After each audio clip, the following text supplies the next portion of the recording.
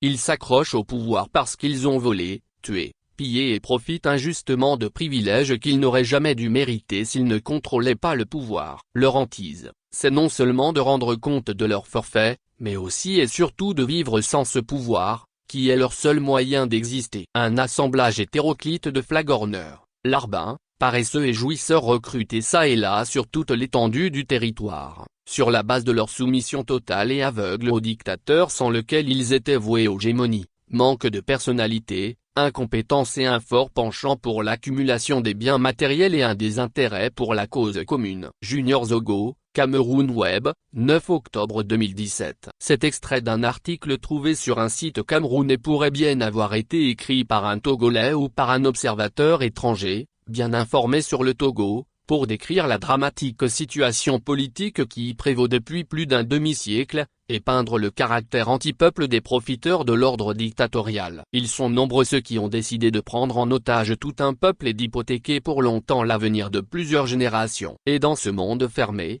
constitué de courtisans et autres zélés autour du dictateur, il existe peu de courageux encore en possession d'un cœur pour la souffrance de leurs concitoyens, pour oser lever le petit doigt et dénoncer. Et c'est ce que Madame Marguerite Niakhaday, une cacique du système, ayant servi à plusieurs niveaux autour du pouvoir, une proche, sinon une très proche du prince aujourd'hui contesté, a décidé de faire, en donnant un coup de pied dans la fourmilière. En effet, Marguerite Niakhaday, après avoir écrit, depuis plusieurs mois, des tribunes pour dénoncer la mauvaise gouvernance faite de corruption endémique, de massives violations des droits de l'homme, le tout couronné par une totale impunité, s'est adressée aux Togolais le 17 août dernier pour la première fois par vidéo. Depuis la diffusion de mes tribunes, certains disent que je m'exprime par amertume ou par frustration. D'autres doutent de mes actions et pensent que je ne peux pas vouloir d'une sincère unité, ou du changement. Je sais ce que cela peut représenter dans l'imaginaire collectif. Pourquoi devrais-je me taire, au motif de mes origines ethniques, de mes liens familiaux ou parce que j'ai été ministre et sous prétexte d'avoir bénéficié du système? Garder le silence face aux dérives que j'ai constatées quand j'étais dans le gouvernement serait trahir les valeurs qui me sont chères et qui constituent mes repères de vie. Ce serait renier ma conscience. Ce serait trahir le peuple togolais. Comme elle le dit, il est parfois difficile de comprendre certains de nos compatriotes qui disent vouloir le changement et en même temps raisonner comme s'ils souhaitaient le maintien de l'ordre ancien. D'un côté, nous accusons les membres de l'entourage du dictateur d'être très méchants, égoïstes et peu courageux pour pouvoir voir la souffrance du peuple et dénoncer la mauvaise gouvernance pour que les choses changent positivement. De l'autre côté, ce sont les mêmes compatriotes, heureusement pas très nombreux, qui émettent des réserves infondées quand quelqu'une du sérail, comme Madame Niakhaday, prend son courage à deux mains pour dénoncer la mauvaise gouvernance de Faure Gnassingbé, nonobstant les risques réels qu'elle encourt pour sa sécurité.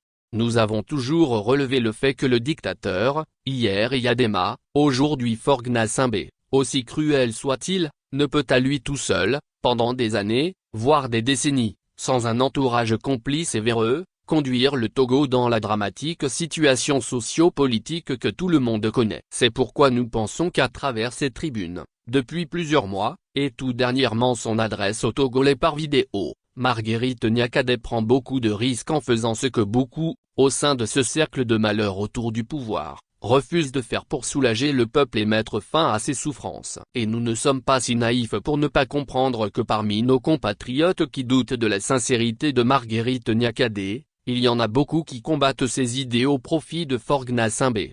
Et ce n'est pas l'éternel ministre Gilbert Bavara qui applaudirait les sorties, ô combien courageuses, de son ancienne collègue au gouvernement. Pour lui qui y aurait beaucoup à perdre, comme d'ailleurs pour tout ce petit monde obscur autour de Faure Gnassingbé, habitué au vol, au mensonge, au crime et à tous les vices qui tirent chaque jour le Togo vers le bas. Marguerite Niakhaday est désormais une traître à abattre. C'est pourquoi tous les démocrates togolais devraient se tenir comme un seul homme derrière la dame de fer pour que rien ne lui arrive, car nous savons tous de quoi ce régime, des Yadema à Faure Gnassingbé, est capable, quant au sort réservé à tous ceux qui pensent autrement et cherchent le bonheur du peuple togolais.